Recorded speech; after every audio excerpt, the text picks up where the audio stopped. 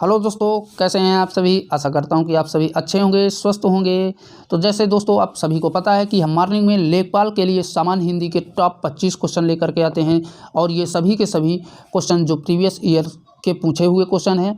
तो दोस्तों अभी तक अगर चैनल को सब्सक्राइब नहीं किए हैं तो उसे भी सब्सक्राइब कर बेल आइकन को भी दबा दें ताकि आगे आने वाली वीडियो के अपडेट आप तक पहुँचते रहें। और मैं विपिन आप सभी का आपके अपने परिवार आईडी एग्जाम में स्वागत करता हूँ। तो चलिए शुरू करते हैं आज का वीडियो। और चैनल को अभी तक आपने सब्सक्राइब नहीं किया है तो प्लीज़ उसे भी सब्सक्राइब कर बेल आइकन को दबाएं और अपनी तैयारी में 4 चांद लगाएं।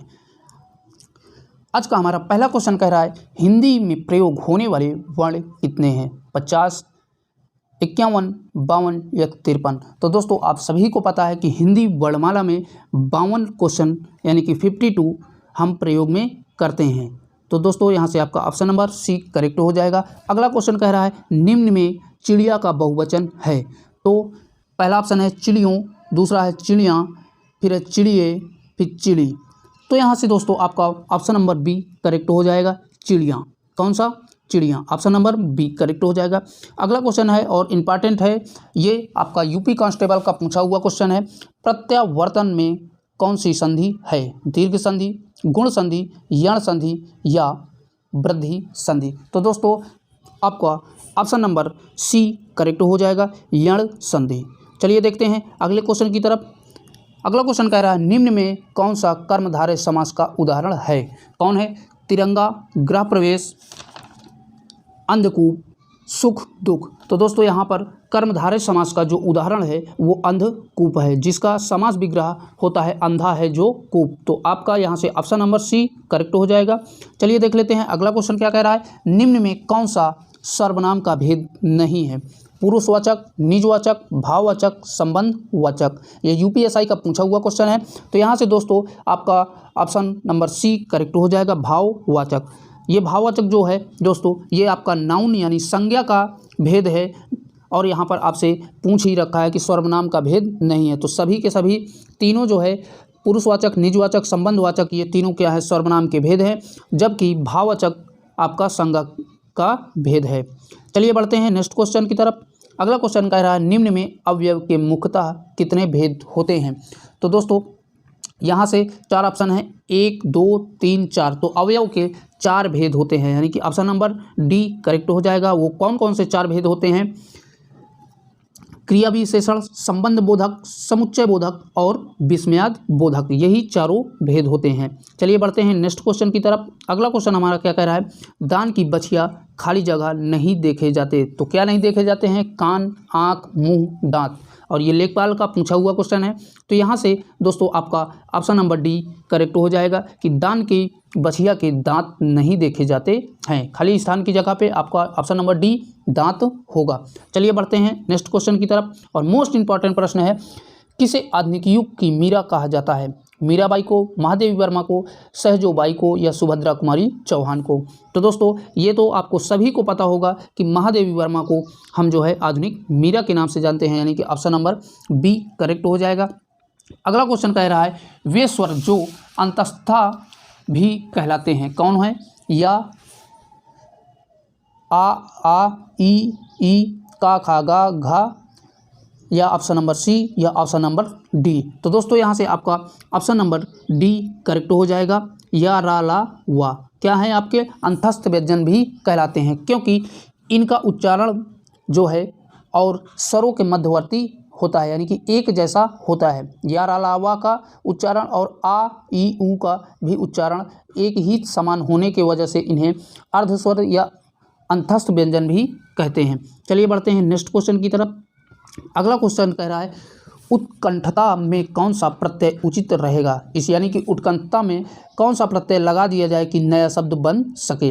कौन सा प्रत्यय लगा दिया जाए? दार प्रत्यय, इत प्रत्यय, मान प्रत्यय, वान प्रत्यय। तो दोस्तों यहाँ से आपका ऑप्शन नंबर बी करेक्ट हो जाएगा क्योंकि उत्कंठता में इत प्रत्यय लगा देने से शब्द आपका उत्कंठित बन जाएगा। क्या बन जाएगा?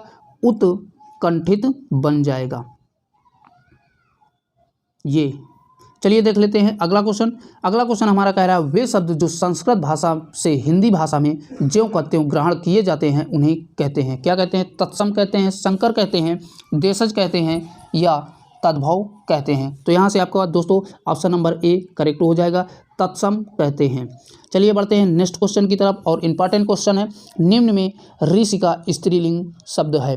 ऋषि का ऋषि, ऋषि पत्नी या ऋषिणी। तो दोस्तों यहाँ से आपका ऑप्शन नंबर ए करेक्ट हो जाएगा, ऋषि का, यानी ऋषि का स्त्रीलिंग क्या होता है, ऋषिका। चलिए देखते हैं अगला क्वेश्चन।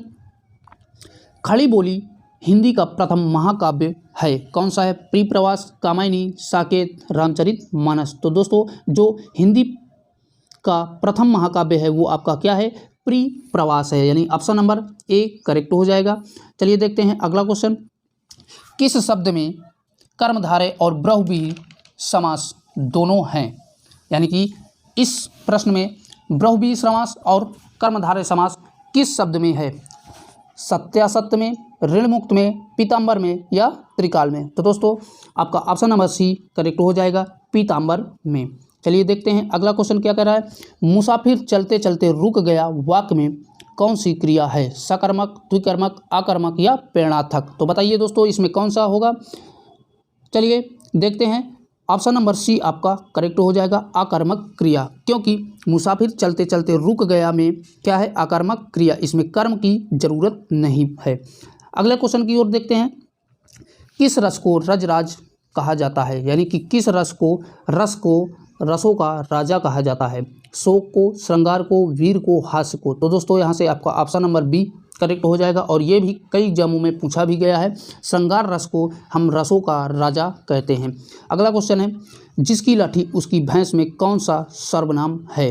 प्रश्नवाचक, निजवाचक, संबंधवाचक या निश्चयवाचक? तो दोस्तों यहाँ पर आपका ऑप्शन नंबर सी करेक्ट हो जाएगा, संबंधवाचक, क्योंकि यहाँ पर लाठी का संबंध भैंस से करवाया है, तो इस वजह से यहाँ पर संबंधवाचक सर्वनाम हो जाएगा। चलिए देखते हैं अगला क्वेश्चन। कह रहा है बहिरंग का विलोम शब्द है अंतरंग, रंगारंग, जल तरंग या रागरंग? तो दोस्तों यहाँ पर आपका ऑप्शन नंबर ए करेक्ट हो जाएगा, अंतरंग। बहिरंग का विलोम शब्द क्या हो जाएगा, अंतरंग। चलिए देखते हैं अगला क्वेश्चन क्या कह रहा है। निम्नलिखित में से कौन सा दीर्घ स्वर नहीं है? आ, ओ, ई, उ? तो दोस्तों यहाँ से आपका ऑप्शन नंबर बी करेक्ट हो जाएगा। ओ जो है आपका दीर्घ स्वर नहीं है, यानी कि जो बड़ी मात्रा वाले होते हैं उन्हें हम दीर्घ स्वर कहते हैं। तो ओ के बाद अगर यहाँ पर औ होता तो वो आपका दीर्घ स्वर कहलाता। चलिए देखते हैं अगला क्वेश्चन क्या कह रहा है। निम्नलिखित में दर्प का पर्यायवाची शब्द है? स्वाभिमान, अहंकार, तिरस्कार या गर्व? तो दोस्तों दर्प का पर्यायवाची जो होता है अहंकार होता है, यानी दर्प मतलब घृणा करना या घमंड करना, यही होता है। चलिए देखते हैं अगला क्वेश्चन क्या कर रहा है, 21 नंबर का क्वेश्चन। निम्न में से शुद्ध वर्तनी है? निर्लिप्त, निलिप्त, निर्लिप्त या निर्लिप्त? तो दोस्तों यहाँ से आपका ऑप्शन नंबर सी करेक्ट हो जाएगा, यही आपकी शुद्ध वर्तनी है। अगला क्वेश्चन देखते हैं। अगला क्वेश्चन कह रहा है टोपी उछालने मुहावरे का अर्थ है? क्या है? ऊंचा सुनना, मनोरंजन करना, सम्मान करना या बेइज्जती करना? तो दोस्तों यहाँ से आपका ऑप्शन नंबर डी करेक्ट हो जाएगा, बेइज्जती करना, क्योंकि टोपी उछालने का मतलब ही होता है किसी की बेइज्जती करना, या पगड़ी उछालना भी आ जाता है कभी कभी एग्जाम में, तो उसका मतलब भी यही होता है बेइज्जती करना। चलिए देखते हैं अगला क्वेश्चन क्या कह रहा है। मानव शब्द के लिए उपयुक्त भाववाचक संज्ञा होगी? ये मोस्ट इंपॉर्टेंट प्रश्न है दोस्तों, ये कई एग्जामों में पूछा गया है, मैंने अब देखा था कई प्रैक्टिस शीटों में ये क्वेश्चन मुझको मिला था। क्या है? मानवी, आदमीयता, मानवता या मनुष्यत्व? तो दोस्तों यहाँ से आपका ऑप्शन नंबर डी करेक्ट हो जाएगा, मनुष्यत्व। क्या हो जाएगा? ऑप्शन नंबर डी करेक्ट हो जाएगा। चलिए देखते हैं अगला क्वेश्चन। स्वर तथा व्यंजन क्या होते हैं? समास के प्रकार होते हैं, व्याकरण के प्रकार होते हैं, वर्णमाला के प्रकार होते हैं या संधि के प्रकार होते हैं? तो दोस्तों जो स्वर तथा व्यंजन हैं वो हमारे वर्णमाला के प्रकार होते हैं, यानी कि ऑप्शन नंबर सी करेक्ट हो जाएगा, वर्णमाला के प्रकार। तो दोस्तों आज के लिए इतना ही, फिर मिलूंगा इसी श्रृंखला को लेकर, तब तक के लिए बाय बाय, टेक केयर। और चैनल को अभी तक सब्सक्राइब नहीं किए हैं तो प्लीज़ उसे भी सब्सक्राइब कर बेल आइकन को जरूर दबाएं।